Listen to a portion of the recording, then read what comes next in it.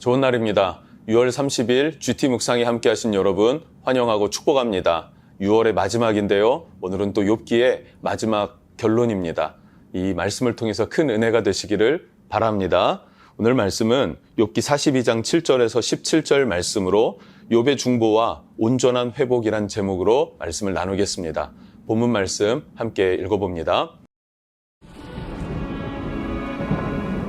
여호와께서 욥에게 이 말씀을 하신 후에 여호와께서 대만 사람 엘리바스에게 이르시되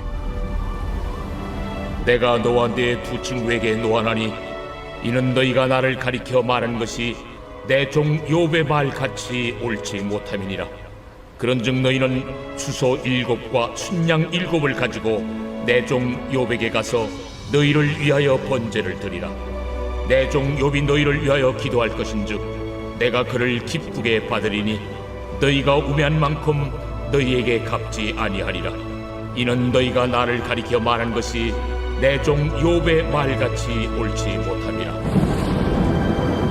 이에 대만 사람 엘리바스와 수아 사람 빌닷과 나아마 사람 소발이 가서 여호와께서 자기들에게 명령하신 대로 행하니라. 여호와께서 욥을 기쁘게 받으셨더라. 욥이 그의 친구들을 위하여 기도할 때 여호와께서 욥의 곤경을 돌이키시고 여호와께서 욥에게 이전 모든 소유보다 갑절이나 주신지라. 이에 그의 모든 형제와 자매와 이전에 알던 이들이 다 와서 그의 집에서 그와 함께 음식을 먹고 여호와께서 그에게 내리신 모든 재앙에 관하여 그를 위하여 슬퍼하며 위로하고 각각 게시타 하나씩과 금고리 하나씩을 주었더라. 여호와께서 욥의 말년에 욥에게 처음보다 더 복을 주시니 그가 양 14,000과 낙타 6,000과 소 1,000여리와 암나귀 1,000을 두었고 또 아들 7과 딸 3을 두었으며 그가 첫째 딸은 여미마라 이름하였고 둘째 딸은 그시아라 이름하였고 셋째 딸은 게렌합북이라 이름하였으니 모든 땅에서 욥의 딸들처럼 아리따운 여자가 없었더라. 그들의 아버지가 그들에게 그들의 오라비들처럼 기업을 주었더라. 그 후에 욥이 140년을 살며 아들과 손자 4대를 보았고 욥이 늙어 나이가 차서 죽었더라. 네, 오늘 7절과 8절은 욥의 세 친구 엘리바스, 빌닷, 소발을 향하여서 하나님이 벌하시는 내용으로 시작하고 있습니다. 왜 이들을 벌하시는가? 그것은 욥에게 가한 언어 폭력 때문입니다. 이들이 욥을 향하여서 비난하고 정죄했었던 것들, 그것에 대해서 하나님께서 심판하신다라는 거예요. 여러분, 성도는요, 바른 말을 사용해야 합니다. 이 말은 매우 중요해요. 우리가 말을 뱉으면 그 말의 열매는 내가 먹고 또 그 대상자가 먹게 되는 것이죠. 그래서 저주를 심으면 저주를 먹게 됩니다. 그리고 축복의 말을 심으면 축복을 먹게 될 것입니다. 그래서 다윗도 말하기를 주의 파수꾼을 보내셔서 내 입술의 문을 지켜주십시오 라고 기도하죠. 우리도 마찬가지입니다. 하나님 내 입술을 지켜주십시오. 주님 내 입술을 지켜주십시오 라고 기도할 필요가 있어요. 근데 우리가 말은 어디에서부터 나옵니까? 마음에서부터 나오죠. 그래서 우리 마음을 먼저 겸손하게 주님 앞에 낮아진 마음으로 그렇게 겸비하여 나아갈 때 하나님은 우리의 입술의 문을 지켜주시고 인도해 주실 것입니다. 8절을 보면 이들에게 숫소 7마리와 수양 7마리를 욥에게 가져가서 그리고 번제로 드려라 라고 말하고 있습니다. 제사법에 비유를 해본다면 숫소 7마리와 수양 7마리는 꽤 큰 제물입니다. 회개하는 번제물로서 7마리씩 드린다는 것은 온전한 회개라는 것도 들어가지만 7마리라는 그 숫자가 그 제물의 양이 결코 적지 않다는 것이죠. 그 말은 그 말의 죄가 무겁다, 중하다라고 우리가 해석할 수 있는 것입니다. 구체적으로 어떤 죄를 졌는가? 엘리바스는 자기 주관적인 영적 체험을 가지고 욥을 비난하고 정죄했죠. 빌닷은요, 전통을 기준 삼아서 욥을 정죄하고 비난했습니다. 소발은 어떻게 했습니까?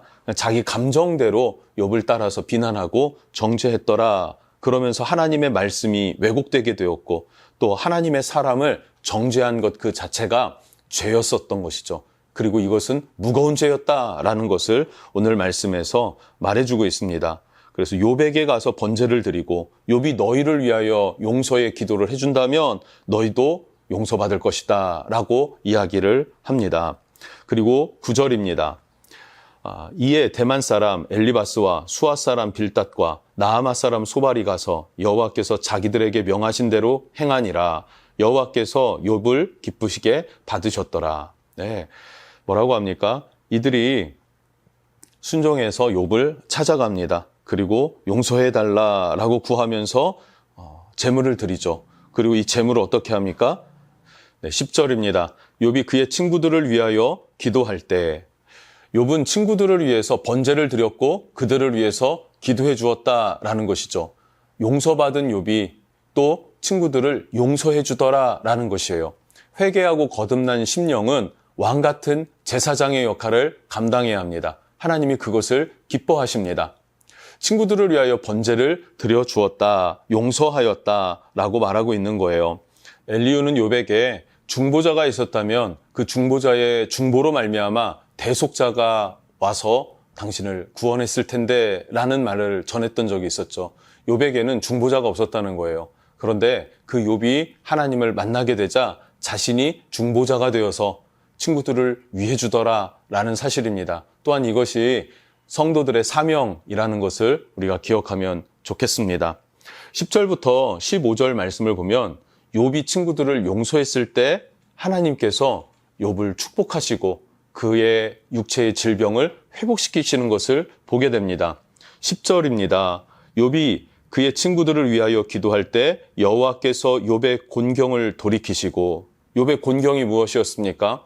마음의 아픔과 고통이 있었고요. 육체의 질병이 있었죠. 그런데 그 육체의 질병까지도 돌이키셨다, 회복되었다. 그 회복된 타이밍이 어디 있습니까? 용서할 때라고 성경이 말해주고 있어요. 여호와께서 욥에게 이전 모든 소유보다 갑절이나 주신지라, 재산도 회복시켜 주십니다.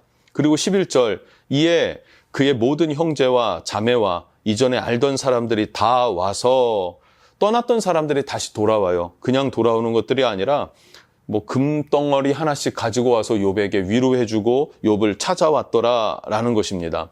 12절에서는요, 하나님께서 그의 재산도 갑절로 주셨다라고 말하고 있고요.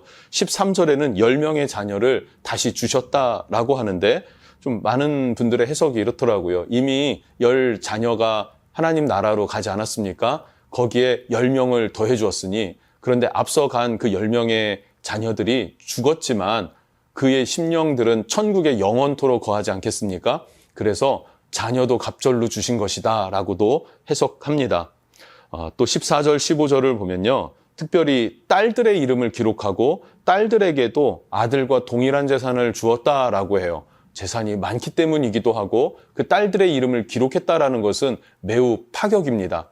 수천 년 전의 일이고, 그때는 여성들을, 인권을 존중해주지 않는 시대이지 않았습니까? 그런데 그들에게 이름을 올리고 또 그들을 존중해줬다라는 것은 정말 욥의 가정에 하나님의 나라가 임했구나라고 밖에 해석할 수 없는 것이죠. 엄청난 축복이지 않습니까? 이 땅에서의 삶이 하나님 나라에서의 삶을 살아가는 것과 같이 보여지는 그런 상징적인 내용들이 담겨져 있는 축복, 그 축복을 욥이 누리고 있단 말이에요. 지금 욥이 고난을 얼마나 당했을까요? 정확히 알 수 없죠. 그러나 중간에 욥이 고백할 때 내가 수개월 동안이래요. 수개월 동안 고난을 당했고 또 논쟁을 했고 또 논쟁 후에 하나님께서 찾아오셨죠. 그러니까 채 1년이 지나지 않았을 것입니다. 그러나 심각한 고통과 고난과 상상할 수 없는 시험이었죠. 당연히 어려운 시험이었습니다. 그러나 1년 안 되는 그 시간을 견뎌냈을 때 그 이후에 이 욥의 인생은 너무나 화평하고 행복하고 하나님의 나라에서의 삶과 같았구나 하는 것을 우리가 깨닫게 되는 것 같습니다. 16절입니다. 그 후에 욥이 140년을 살며 아들과 손자 4대손을 보았고, 17절, 욥이 늙어 나이가 차서 죽었더라. 아멘. 욥은 장수했습니다. 그리고 4대손을 낳았어요. 그런데 그 장수한 그 모든 시간들이 강건했고 화목했고 평안했고 하나님 나라에서의 삶과 같은 그런 은혜를 누리는 삶이었다라는 것이 중요합니다. 이 욥기가 우리에게 말해주는 것이 무엇인가요? 시험이 찾아왔을 때, 이해할 수 없는, 알 수 없는 고난이 찾아왔을 때, 그러나 그 고난 이면에 하나님의 섭리가 있고 그 섭리를 우리는 다 이해하지 못하니까 답답해해요. 그런데 이해하려고 하는 것이 아니라 그 하나님께 온전히 맡겨드리는 것, 이것이 매우 중요한 줄로 믿습니다. 과거에 이런 드라마들 여러분 보셨을 것 같습니다. 대학을 가야 되는데 가정이 가난해서 돈이 없어요.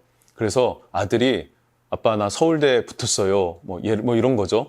그러면서 하는 말이 그런데 학비는 언제까지 얼마를 내라 그래요. 어떻게 할까요? 그럼 아버지가 뭐라고 합니까? 이놈아 걱정하지 마. 그건 아빠가 알아서 할 테니까 너는 공부나 열심히 해. 라고 말하지 않나요? 그럼 이 아들이 어떻게 해야 하는 게 아빠가 기뻐하는 일입니까?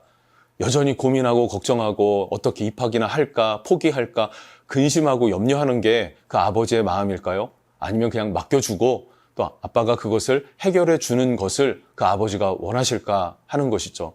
우리 인생도 마찬가지입니다. 다 알 필요가 없어요. 아빠가 돈을 어디서 구해와서 대학 등록금을 내주는 건지 알 필요 없어요. 아빠가 해준댔으니까 아빠에게 맡겨드리는 거죠.